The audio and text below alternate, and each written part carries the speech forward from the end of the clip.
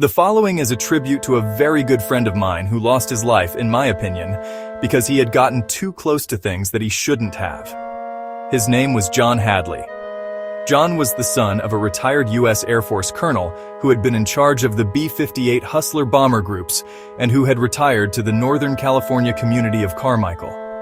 Prior to retiring, he had decided to purchase a bunch of rental houses in that area, and after he retired, he assigned John to maintain many of these homes.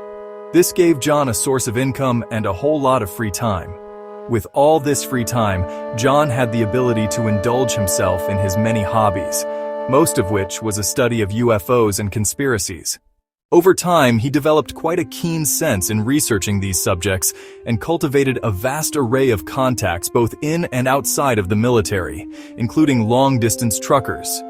Long-distance truckers, because of their exposure not only to the cargo they're hauling, but to the areas they're driving through and the people they meet, come across a vast array of things the general public are not aware of.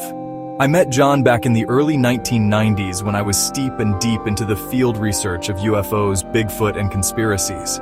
One thing about him that was quite unique was that John was what I call a freelancer. He did not associate with any groups, especially ones that I had been associated with over the years.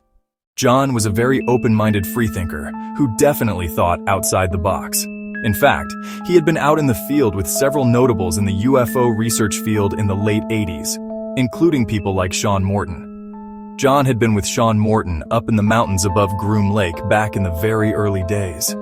On one occasion, he told me that they had been observed by a very unusual aircraft, an extremely large triangle-shaped craft. This particular craft had also been observed by another friend of mine, Clark Hathaway, very late at night leaving McClellan Air Force Base on a trajectory that did not match the pattern of the runways. McClellan Air Force Base was the United States Air Force's largest air material command base in this part of the world, specializing in not only modifying, but even fabricating aircraft. McClellan even had a special hangar designed to perform a complete X-ray test of any aircraft in one complete shot. This would come into play in the mid-1990s when the Air Force and NASA brought a very unusual craft to be tested. As I got to know John, it became clear that he had a very keen interest in what was going on up in the Sierra Nevada mountains. He had taken Sean Morton up to an area that he felt housed an underground UFO base. He had apparently observed a craft slowly going into solid granite on the south side of Bowman Lake. John told me to wear warm clothing and bring my binoculars and camera.